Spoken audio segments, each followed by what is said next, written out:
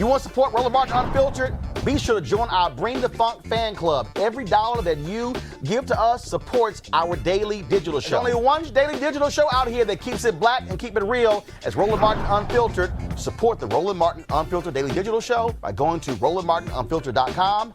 You can make this possible. All right, folks, some breaking news. I obtained a letter sent just actually a couple of hours ago to the new owners, or the company that controls the debt of the company that owns Ebony Magazine. They have hired, remember last week we told you, Willard Jackson, who was the chairman and CEO, was removed from that position by Jacob Walthour, who leads the company Blueprint, which took over the debt of Parkview that actually lent the money to CVG, which allowed them to acquire Ebony Magazine. I know it sounds complicated, but they removed Willard Jackson from that position. Will Jackson has now responded. He has hired attorney Willie Gary, represent him. Go to my iPad, please. This is a letter that was sent by Willie Gary to Jacob Walthour with Blueprint Capital Advisors to Parkview as well. He says that my firm represents Ebony Capital Partners and Robert Shoemake is 49% owner. As you are aware, Ebony Capital Partners LLC became the owner of the majority in interest of Ebony Media Holdings LLC upon acquiring such interest from its previous holders, CVG Group LLC. They claim that the folks with Blueprint wrongfully removed Willard Jackson from his position as CEO. In fact, this is what they said here. Mr. Walthour, you came on the company's board in May 2020, declared yourself the chairman of the board, and removed Mr. Jackson as an officer and director of the company on July 5th, 2020. This removal was publicized in a press release. In addition, your interview on the Roland Martin Show smeared Mr. Jackson's business judgment and cast doubt in the public's mind as to my client's ownership of the company. Your actions are in direct violations of the company's governing documents, create a conflict of interest, and contributed to lenders' liability for borrowers' default, and involve slander and libel against Ebony leadership and Mr. Shoemake, indicating a potential malicious intent on your part. Now, let me explain. You might be hearing these different names. So here's the deal. Parkview Capital was a company out of Houston that provided the funds for CVG Group, which was led by Willard Jackson, as well as Michael Gibson, to acquire the assets of Ebony Magazine. Then Blueprint took over the control of Parkview's assets when they ran into financial distress. Now, according to a deal that was struck, that Willard Jackson and Michael Gibson sold majority interest of Ebony Media Holdings to Robert Shoemake out of Detroit. Blueprint claims that was an illegal transaction that was not officially approved by the Ebony board and also by the company that controlled the debt who gave them the money. They said, according to their documents, Parkview had to approve any asset exchange for Ebony Media Holdings. And so what they're trying to do is get Willard Jackson reinstalled as chairman and CEO of Ebony. Now, I did talk with Willard Jackson. He initially agreed to come on the show tomorrow, but his attorney said no, that they said he can appear next week. And that's what's going on here. Lots of legal stuff going back and forth.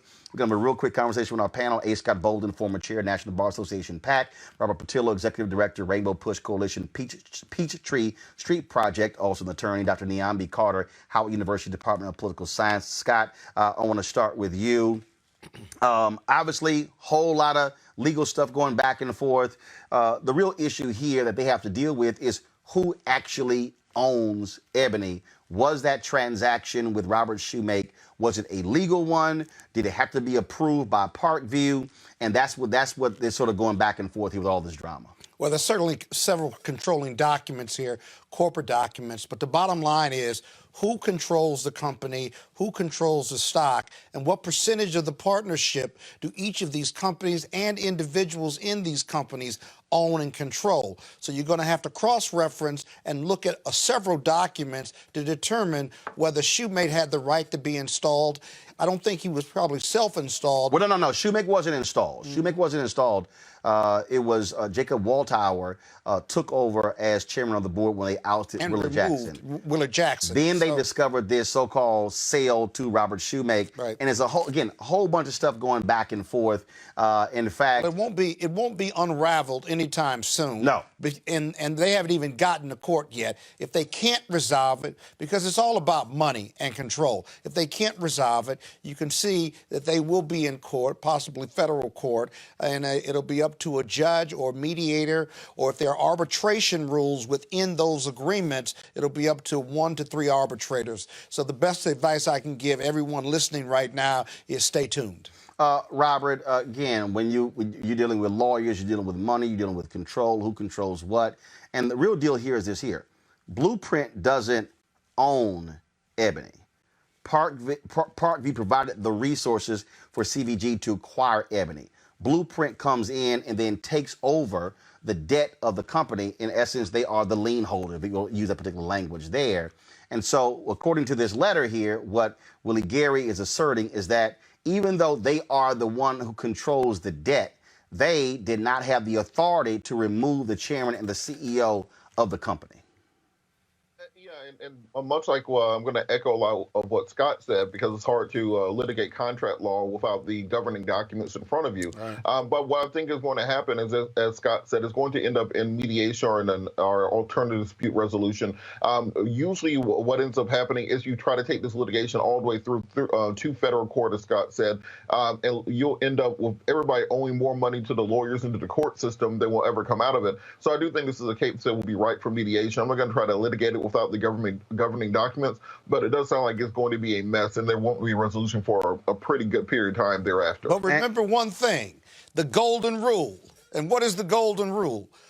He who has the money controls the gold. And if the parent or whoever took over on the finances for Blueprint, right, then they have certain rights you can almost guarantee that come with them taking over Blueprint that puts them in the place of Blueprint. And if Blueprint provided the money and provided board seats with these funds, because whenever you invest, you get certain board seats because you want a board seat or board seats to control the direction of the company because it's your money, then that's where the fight's going to begin. Well, and bottom line is here, Dr. Carter, what you're dealing with here, still more drama with Ebony Magazine. They have been embroiled in nothing but drama for the last decade, not paying writers, people complaining they can't find the magazine. Pretty much you have one of the most storied brands in the history of America, but certainly in Black America, that right now is in shambles. Well, I mean, it's really unfortunate, Roland. As you talked about just a moment ago, there have been a series of things that have been happening with this publication. And while these lawyers were talking, all I could think about is, what about the people who work here and what chaos must they be experiencing on a day-to-day basis? And when we think about the freelancers who have been fighting to get paid from this publication, it doesn't look like the Ebony Magazine that we have known and that we have come to enjoy over these many, many decades is going to return anytime soon. And it's a really unfortunate moment for this to be happening, because there is so much that is going on in the world right now where we really do need these Black media outlets to be a voice and to talk about things that other mainstream publications just don't talk about. And it's unfortunate to see Ebony sort of in this place after such a difficult time, after such a beautiful history. Yep, absolutely. So, folks, we're going to continue to cover this story, providing you more details as they warrant. Folks, back to our Roland Mark Unfiltered video in just one moment.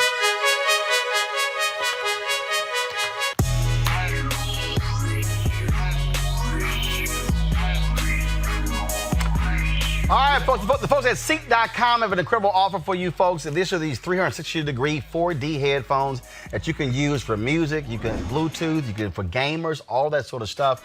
Mary Spiels, a sister, she's actually the inventor of these headphones. Phenomenal. I love the sound of these. They also have the virtual reality headsets, which allow for you to actually watch VR virtual reality videos, 360-degree videos. You just simply pop your phone right into here, And then, of course, if you that you can also go like YouTube has an app as well that has a channel that deals with a lot of those VR ads. And so you can actually do all of that, folks. Check this out and pop it on. And guess what? Check out your virtual reality videos. Go to Ceek.com, C-E-E-K.com, Ceek.com, C-E-E-K.com. Use this promo code right here, RMVIP2020, RMVIP2020 for a discount on these headphones. And then, of course, when you support them, you support this show, Roland Martin Unfiltered.